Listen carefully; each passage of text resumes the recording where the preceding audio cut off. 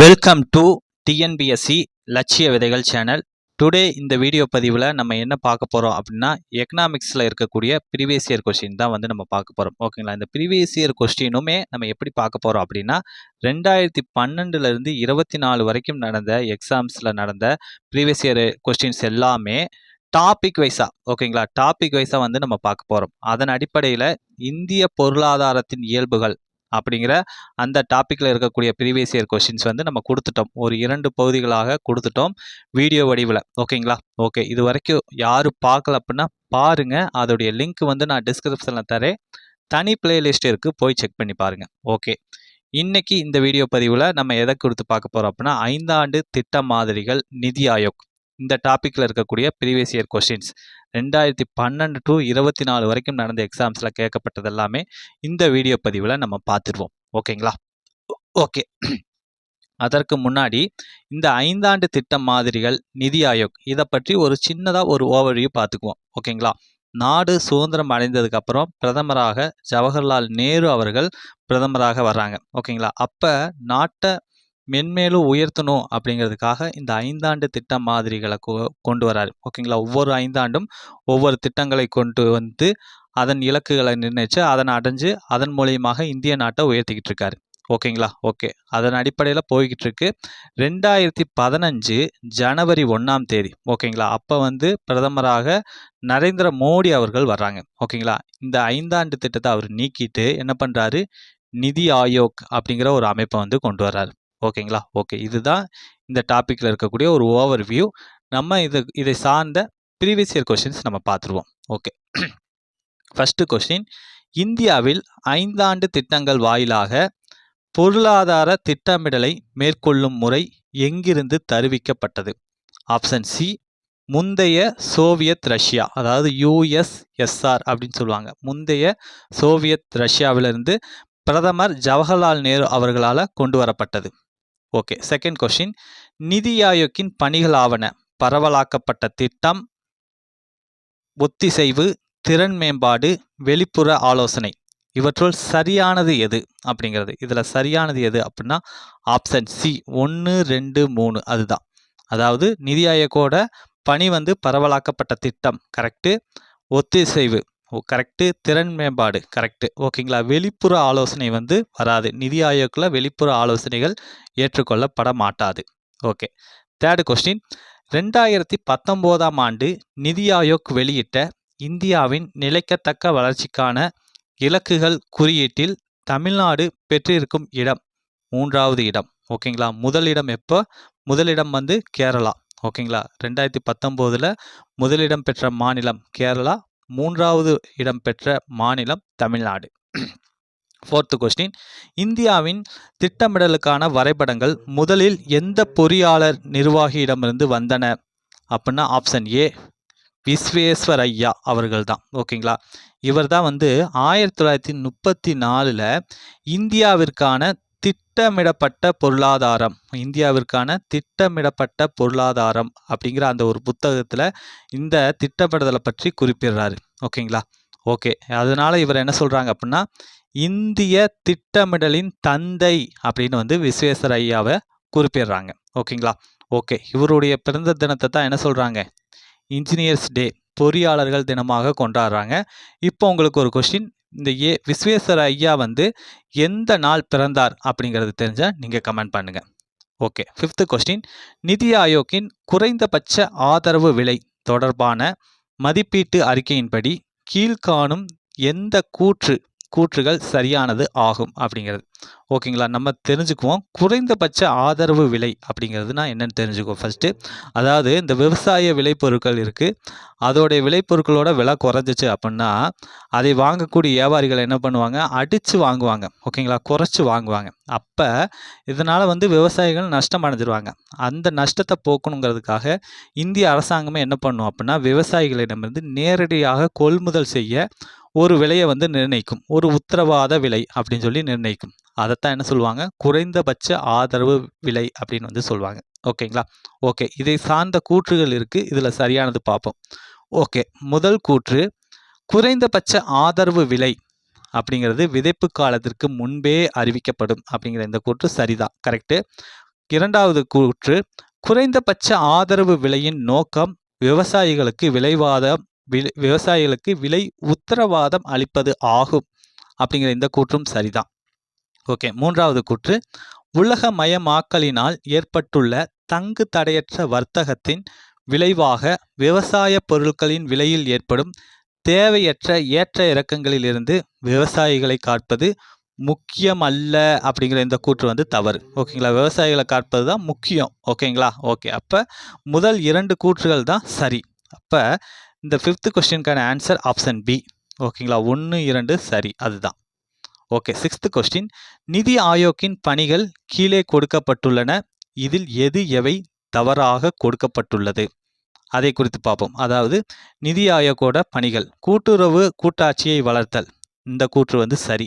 ஓகேங்களா, அதாவது நிதி ஆயோக் அப்படிங்கிறது மாநிலங்களோட பங்களிப்பும் இருக்கும். ஓகேங்களா, கூட்டுறவு கூட்டாட்சி அதில் வளர்க்கப்படும். ஓகே, இரண்டாவது கூற்று, 5 ஆண்டு திட்டங்களுக்கு இறுதி ஒப்புதல் அளித்தல் அப்படிங்கிற இந்த கூற்று வந்து தவறு. ஓகேங்களா, இந்த 5 ஆண்டு திட்டங்களுக்கு மாற்றாகத்தான் என்ன பண்ணப்பட்டது, பிரதமர் நரேந்திர மோடி அவர்களால் ஜனவரி 1, 2015 அப்போ நிதி ஆயோக் கொண்டு வரப்பட்டது. ஓகேங்களா, அதனால் வந்து 5 ஆண்டு திட்டங்களுக்கு இறுதி ஒப்புதல் அளிக்கும் பணி நிதி ஆயோக்கின் பணி அல்ல. ஓகே, அடுத்து மூன்றாவது, ஊரக வளர்ச்சிக்கான திட்டங்களை அமல்படுத்துதல் அப்படிங்கிற இந்த கூற்று வந்து சரிதான். ஓகேங்களா, ஊரக வளர்ச்சிக்கான திட்டங்களை அமல்படுத்துதல் சரிதான். நான்காவது கூற்று, மத்திய மற்றும் மாநில அரசுகளுக்கு வரி வசூல் தொடர்பாக அறிவுரை அப்படிங்கிற இந்த கூற்று வந்து தவறு. ஓகேங்களா, ஓகே, அப்போ இதில் என்ன கேட்குறாங்க, தவறானது எது அப்படிங்கிறத கேட்குறாங்க. அப்போ தவறானது எது அப்படின்னா ஆப்ஷன் சி. ஓகேங்களா, 2 மற்றும் 4 அதுதான் தவறானது. ஓகே, 7th கொஸ்டின், கீழ்கண்டவற்றுள் திட்டத்தை உருவாக்குதல் மற்றும் செயல்படுத்துவதில் திட்டக்குழுவுடன் தொடர்புடையது எது அப்படின்னா ஆப்ஷன் பி, தேசிய வளர்ச்சி குழு, அதுதான். ஓகேங்களா, இந்த தேசிய வளர்ச்சி குழு எப்போது நிறுவப்படுது அப்படின்னா 1952 ஆகஸ்ட் 6 நிறுவப்படுகிறது. ஓகே, 8th கொஸ்டின், முதலாவது 5 ஆண்டு திட்டத்தில் முதன்மை அளிக்கப்பட்ட துறை யாது அப்படின்னா ஆப்ஷன் பி, வேளாண்மை. ஓகேங்களா, முதலாவது 5 ஆண்டு திட்டத்தில் முதன்மை அளிக்கப்பட்ட துறை வேளாண்மை. ஓகேங்களா, ஓகே, இந்த முதலாவது 5 ஆண்டு திட்ட காலம் பார்த்தீங்க அப்படின்னா 1951 to 56 வரைக்கும் இருக்குது. ஓகேங்களா, ஓகே, அப்போ வளர்ச்சி விகிதம் வந்து பார்த்தீங்க அப்படின்னா அடையப்பட்ட வளர்ச்சி விகிதம் 3.6%. ஓகேங்களா, இது வந்து நிர்ணயிக்கப்பட்ட இலக்கை விடவுமே அதிகமாக கிடைச்சிருந்தது. ஓகே, அடுத்து 9th கொஸ்டின், திட்டக்குழு 1950ஆம் ஆண்டு எதன் மூலமாக அமைக்கப்பட்டது அப்படின்னா ஆப்ஷன் சி, நிர்வாக ஆணையின் மூலமாக. திட்டக்குழு 1950ஆம் ஆண்டு எதன் மூலமாக அமைக்கப்படுது, நிர்வாக ஆணையின் மூலமாக. ஓகேங்களா, இந்த திட்டக்குழு நமக்கு தெரியும் 1950 மார்ச் 15 அப்போ தான் அமைக்கப்படுகிறது. ஓகே, அடுத்து வந்து 10th கொஸ்டின், வறுமையை அளவிட திட்டக்குழு எந்த அளவை பயன்படுத்துகிறது அப்படின்னா ஆப்ஷன் ஆப்ஷன் ஏ, அதாவது 2400 கிலோ கலோரிகள். ஓகேங்களா, 2400 கிலோ கலோரிகள் அதுதான். ஓகேங்களா, அதாவது இது வந்து கிராமப்புறங்களில் 2400. ஓகேங்களா, அதே நகர்ப்புறம் அப்படின்னு பார்த்தீங்கன்னா 2100 கிலோ கலோரி. ஓகே, அடுத்து வந்து 11th கொஸ்டின், 5 ஆண்டு திட்ட காலங்களில் ஓராண்டு திட்டங்கள் நடைமுறைப்படுத்தப்பட்ட ஆண்டு எது அப்படின்னா ஆப்ஷன் ஏ, 1966 to 69 வரைக்கும். ஓகேங்களா, இந்த ஓராண்டு திட்டங்கள் செயல்படுத்தப்பட காரணம் என்ன அப்படின்னா இந்தியா பாகிஸ்தான் வார் தான். ஓகேங்களா, அதுதான் மெயின் காரணம். ஓகேங்களா, அதன் மூலியமாக ஓராண்டு திட்டங்கள் 66லேருந்து 69 வரைக்கும் இம்ப்ளிமெண்ட் பண்ணப்படுது. இந்த ஓராண்டு திட்டங்களில் எதற்கெல்லாம் முக்கியத்துவம் கொடுக்கப்பட்டது அப்படின்னா வேளாண்மை சார் துறைகள், தொழில்துறைகள். ஓகேங்களா, இதுக்கெல்லாம் முக்கியத்துவம் அளிக்கப்பட்டது. ஓகே, அடுத்து வந்து 12th கொஸ்டின், கரிபி கதாவோ என்பதன் பொருள் என்ன அப்படின்னா ஆப்ஷன் சி, ஏழ்மையை அகற்றுதல், வறுமையை ஒழித்தல், அதுதான். ஓகேங்களா, இது வந்து ஒரு இந்தி வார்த்தை. இந்த இந்தி வார்த்தையை கொண்டு வந்தவர் யார் அப்படின்னா முன்னாள் பிரதமர் இந்திரா காந்தி அவர்கள் தான். ஓகேங்களா, இந்திரா காந்தி அவர்கள் தான் கொண்டு வந்தாங்க. எந்த பீரியட் அப்படின்னா ஆறாவது ஐந்தாண்டு திட்டத்தில் கொண்டு வராங்க. இந்த 6வது ஐந்தாண்டு திட்டத்துக்கான காலம் 80 to 85. ஓகே, அடுத்து வந்து 13 கொஸ்டின், இரண்டாவது ஐந்தாண்டு திட்டத்தை உருவாக்குவதில் முக்கிய பங்காற்றிய பொருளாதார மேதை பெயரை குறிப்பிடுக. ஓகேங்களா, பொருளாதார மேதை பெயர் யார் அப்படின்னா ஆப்ஷன் பி, பிசி மஹலனோபிஸ் அவர்கள் தான். ஓகேங்களா, பொருளாதார மேதை இரண்டாவது ஐந்தாண்டு திட்டத்தை உருவாக்குதல முக்கியமான பொருளாதார மேதை பிசி மஹலனோபிஸ் அவர்கள். ஓகேங்களா, ஓகே.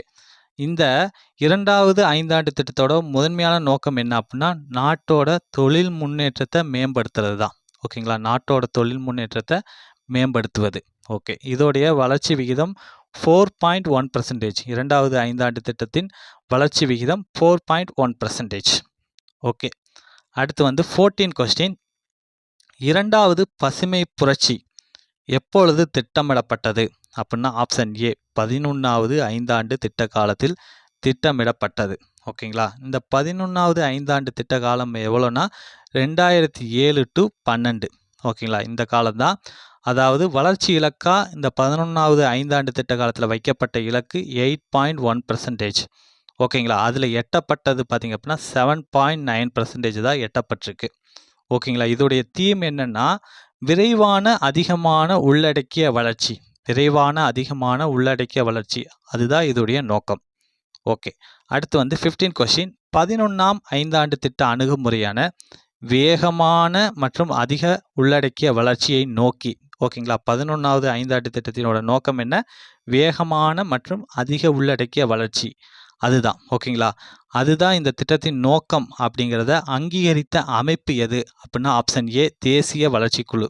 ஓகேங்களா, 1952 ஆகஸ்ட் 6ஆம் ஆண்டு நிறுவப்பட்ட தேசிய வளர்ச்சி குழு. Okay, 16 question. இரண்டாம் ஐந்தாண்டு திட்டத்தில் கடைபிடிக்கப்பட்ட யுக்தி முறை யாரால் உருவாக்கப்பட்டது? ஆப்ஷன் சி, பிசி மஹலனோபிஸ் அவர்களால் உருவாக்கப்பட்டது. ஓகேங்களா, இரண்டாவது ஐந்தாண்டு திட்டத்தில் கடைபிடிக்கப்பட்ட உக்தி முறை பிசி மஹலனோபிஸ் அவர்களால் உருவாக்கப்பட்டது. ஓகேங்களா, மூன்றாவது ஐந்தாண்டு திட்டம் யாரால் உருவாக்கப்பட்டது அப்படின்னா பிஎன் காட்கில். ஓகேங்களா, பிஎன் காட்கில் அவர்களால் உருவாக்கப்பட்டது. ஓகே, இதே வந்து முதலாவது ஐந்தாண்டு திட்டம் யார் அப்படின்னா ஹரேட் டோமர் அவர்களால் முன்மாதிரியாக கொண்டு வரப்பட்டது. ஓகேங்களா, முதலாவது ஐந்தாண்டு திட்டம் ஹரேட் டோமர், இரண்டாவது ஐந்தாண்டு திட்டம் பிசி மஹலனோபிஸ், மூன்றாவது ஐந்தாண்டு திட்டம் பிஎன் காட்கில் அவர்கள். Okay, 17 question.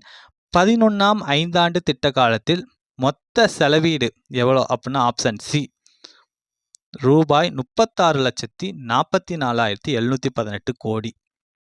Okay, 18 question. எந்த திட்டத்தில் தொடர்ந்து முன்னேறுவதற்கான சரியான நோக்கத்தை நிர்ணயித்ததன் விரைவான வளர்ச்சியை நோக்கி மற்றும் அதிக உள்ளடக்கிய வளர்ச்சி அப்படிங்கிறத ஒரு தீமா இருந்திருக்கு அப்படின்னா ஆப்ஷன் சி, 11வது ஐந்தாண்டு திட்டம்.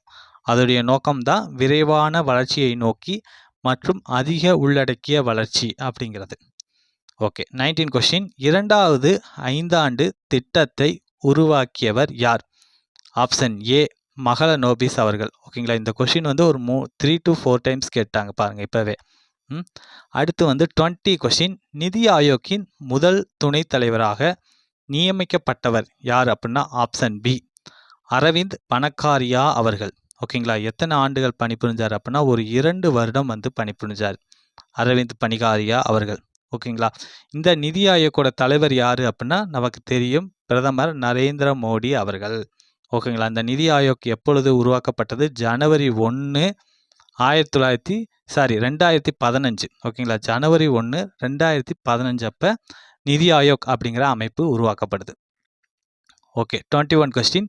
கீழ்காணும் திட்ட காலங்களில் எந்த திட்டத்தில் தேசிய வருவாய் வளர்ச்சி வீதம் மிக அதிகமாக இருந்தது?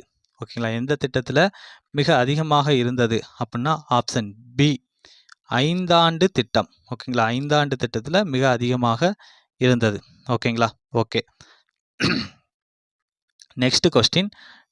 நேரு மஹலனோபிஸ் திட்ட மாதிரியை எந்த திட்டத்தில் புகுத்தினார்? நேரு மஹலனோபிஸ் திட்ட மாதிரியை எந்த திட்டத்தில் புகுத்தினார்? ஆப்ஷன் பி, இரண்டாம் ஐந்தாண்டு திட்டத்தில் புகுத்தினார். Okay, 23 question. 12வது ஐந்தாண்டு திட்ட காலம் எது அப்படின்னா ஆப்ஷன் சி, 2012 to 17. ஓகேங்களா, அதுதான் 12வது ஐந்தாண்டு திட்டத்திற்கான காலம். ஓகேங்களா, ஓகே. அப்ப வந்து வளர்ச்சி இலக்கு எவ்வளோ நிர்ணயிக்கப்படுது அப்படின்னா 8% நிர்ணயிக்கப்படுது. இதோடைய நோக்கம் என்ன அப்படின்னா விரைவான, அதிகமான உள்ளடக்கிய நிலையான வளர்ச்சி. விரைவான, அதிகமான உள்ளடக்கிய நிலையான வளர்ச்சி. அதுதான் இந்த திட்டத்தின் நோக்கம். ஓகே. அடுத்து 24 கொஸ்டின். 2வது 5ஆண்டு திட்டத்தை வடிவமைத்தவர் யார்? ஆப்ஷன் சி மஹலனோபிஸ் அவர்கள். ஓகேங்களா? ஓகே. அடுத்து வந்து 25 கொஸ்டின். பொறுத்துக கீழ் வருவனவற்றை பொறுத்துக. ஓகேங்களா? இதற்கான ஆன்சர் என்ன அப்படிங்கிறத பார்த்துருவோம். ஆப்ஷன் டி 2, 3, 4, 1 அதுதான். அதாவது புதிய தொழில் கொள்கை எப்பொழுது 1991ஆம் ஆண்டு துவங்கப்படுது. இந்த புதிய தொழில் கொள்கை அப்படிங்கிறது என்னன்னா எல்பிஜி அப்படின்னு சொல்லுவாங்க. லிபரலைசேஷன், பிரைவேட்டைசேஷன், குளோபலைசேஷன் அப்படிங்கிறது. ஓகேங்களா? இதனுடைய முக்கியமான நோக்கம் என்ன அப்படின்னா தொழில்கள் மீதான அரசாங்கத்துக்கு இருந்த கட்டுப்பாடுகளை நீக்கியது. ஓகே. தேசிய திட்டக்குழு 1938. ஓகேங்களா? திட்டக்குழு பார்த்தீங்க அப்படின்னா 2 திட்டக்குழு இருக்கு. ஓகேங்களா? சுதந்திரத்துக்கு பின்னாடி நமக்கு தெரியும். ஓகேங்களா? தேசிய திட்டக்குழு நமக்கு தெரியும். ஓகேங்களா? திட்டக்குழு வந்து 1938 வந்து இருக்கு. ஓகேங்களா? 2 திட்டக்குழு இருக்கு. இது சுதந்திரத்துக்கு முந்தைய திட்டக்குழு. ஓகேங்களா? அப்போ வந்து இந்திய தேசிய காங்கிரஸோட தலைவராக யார் இருக்காங்க அப்படின்னா சுபாஷ் சந்திரபோஸ் அவர்கள் இருக்காங்க. ஓகேங்களா? அப்போ வந்து தேசிய திட்டக்குழு அப்படிங்கிற ஒரு திட்டக்குழு வந்து அவங்க நிர்மாணிக்கிறாங்க. அதோடைய தலைவராக யார் இருக்காங்க அப்படின்னா ஜவஹர்லால் நேரு அவர்கள் இருக்கிறாங்க. ஓகேங்களா? 1938ஆம் ஆண்டு தேசிய திட்டக்குழு உருவாக்கப்பட்டது. ஓகே. அடுத்து ஒருங்கிணைந்த ஊரக வளர்ச்சி திட்டம். ஓகேங்களா? அது வந்து 1978. ஓகே. 42வது சட்ட திருத்தம் எப்பொழுது? 1976.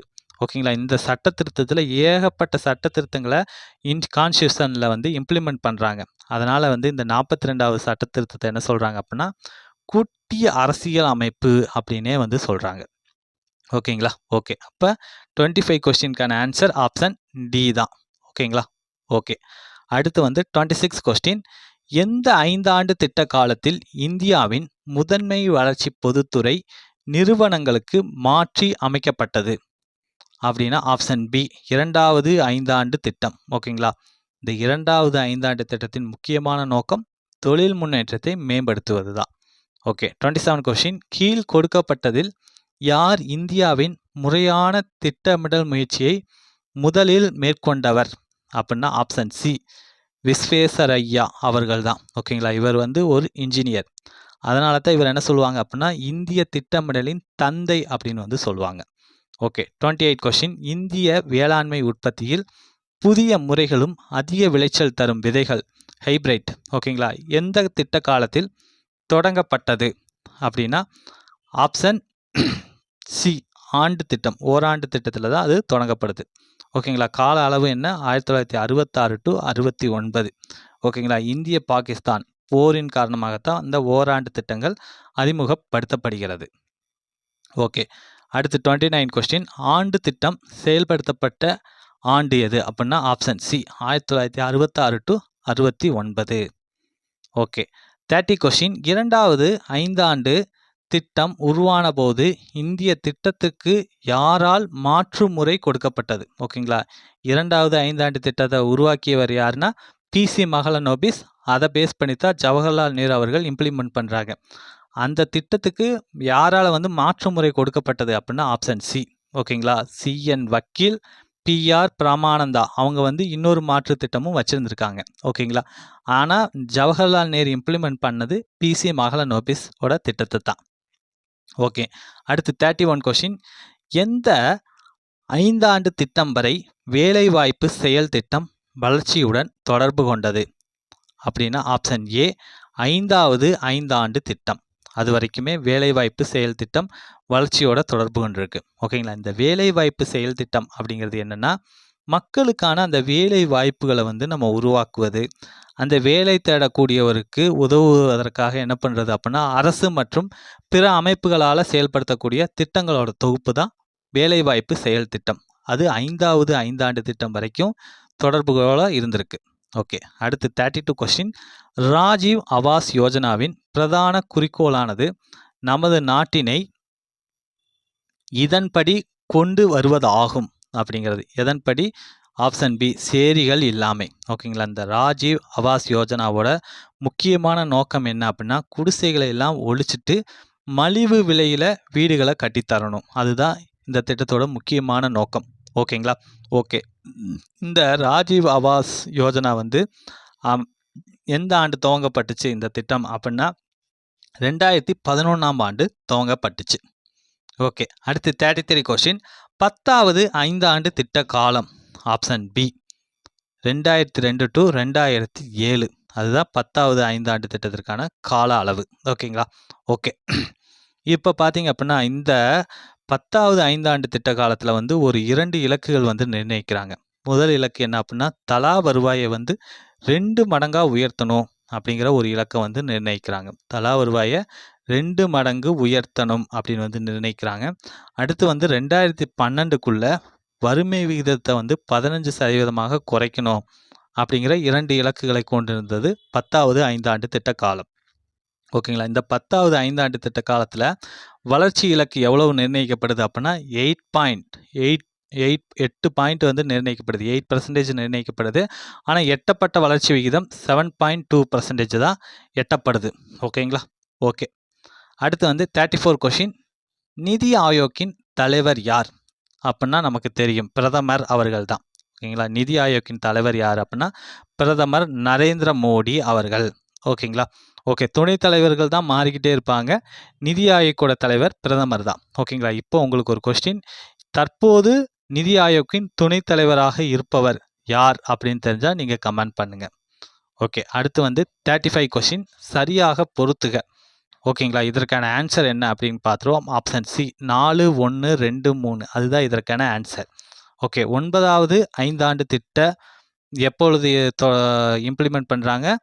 97 டு 2002 வரைக்கும்.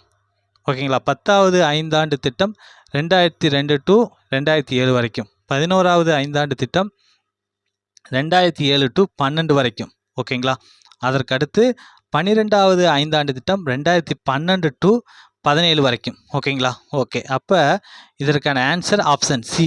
ஓகேங்களா, 4, 1, 2, 3. இதுதான் இதற்கான ஆன்சர். ஓகே, அடுத்து வந்து 36 கொஸ்டின். மத்திய அரசால் எப்பொழுது தேசிய திட்டக்குழு துவங்கப்பட்டது? ஓகேங்களா, இதற்கான ஆன்சர் ஆப்ஷன் டி 4. அதாவது மார்ச் 1950. ஓகேங்களா, மார்ச் 1950. மார்ச் 5, 1950. Okay, 37 question. திட்டமிடுதலில் கரிபி கட்டாவ் அப்படிங்கிற அந்த முழக்க வாசகம் குறிப்பிடுவது எதை பற்றியது அப்படின்னா ஆப்ஷன் ஏ வறுமையை அகற்றுதல், ஏழ்மையை ஒழித்தல். அதை பற்றி குறிப்பிடுது. ஓகேங்களா, ஓகே. அடுத்து வந்து 38 கொஸ்டின். நேரு மஹலனோபிஸ் வளர்ச்சி மாதிரி எந்த 5 ஆண்டு திட்ட காலத்தில் அறிமுகப்படுத்தப்பட்டது அப்படின்னா 2ஆம் 5 ஆண்டு திட்டத்தில் அறிமுகப்படுத்தப்பட்டது. ஓகேங்களா, இந்த கொஸ்டின் பாருங்கள். நேரு மஹலனோபிஸ் அப்படிங்கிற அந்த கொஸ்டினை ஒரு 5 to 6 டைம் கேட்டாங்க. ஓகேங்களா, அதெல்லாமே நம்ம கொடுத்துருக்கோம். ஓகேங்களா, இதன் மூலிமா நம்ம தெரிஞ்சுக்க வேண்டியது என்ன அப்படின்னா ப்ரீவியஸ் இயர் கொஸ்டின்ஸ் அப்படியே எக்ஸாம்ஸில் இடம்பெறும் அப்படிங்கிறத நம்ம தெரிஞ்சுக்கலாம். ஓகே, அடுத்து வந்து 39 கொஸ்டின். மக்கள் திட்டம் அப்படிங்கிற அந்த திட்டத்தை உருவாக்கியவர் யார் அப்படின்னா ஆப்ஷன் சி எம்என் ராய் அவர்கள் தான். ஓகேங்களா, இந்த மக்கள் திட்டம் அப்படிங்கிறது எதை பற்றியது அப்படின்னா விவசாயம் மற்றும் உற்பத்திக்கு முன்னுரிமை அளித்தது தான் இந்த மக்கள் திட்டம் அப்படிங்கிற ஒரு திட்டம். ஓகே, அடுத்து வந்து 40 கொஸ்டின். மாவட்ட ஊரக வளர்ச்சி முகமை தோற்றுவிக்கப்பட்ட ஆண்டு எது அப்படின்னா ஆப்ஷன் சி 1980. ஓகேங்களா, மாவட்ட ஊரக வளர்ச்சி முகமை தோற்றுவிக்கப்பட்ட ஆண்டு 1950. ஓகே, இந்த மாவட்ட ஊரக வளர்ச்சி முகமையோட முக்கியமான நோக்கம் என்ன அப்படின்னா இந்தியாவில் அந்த இருக்கக்கூடிய கிராமப்புறங்களில் வறுமை ஒழிப்பு திட்டங்களை செயல்படுத்தும் நோக்குடன் தோற்றுவிக்கப்பட்ட அமைப்பு. ஓகேங்களா, ஓகே. ஓகே, நம்ம வந்து ஒரு 40 கொஸ்டின்ஸ் வந்து நம்ம பார்த்துட்டோம். இந்த 5 ஆண்டு திட்டங்கள் நிதி ஆயோக்கில் ஒரு 81 கொஸ்டின்ஸ் இருக்குது. நம்ம 40 கொஸ்டின்ஸ் வந்து நம்ம இந்த வீடியோவில் பார்த்துருக்கோம். மிச்சம் இருக்கக்கூடிய ஒரு 41 கொஸ்டின்ஸ் வந்து நம்ம பார்ட் 2ல் வந்து பார்ப்போம். ஓகேங்களா, ஓகே. மீண்டும் அடுத்த வீடியோ பதிவில் சந்திப்போம். தேங்க்யூ.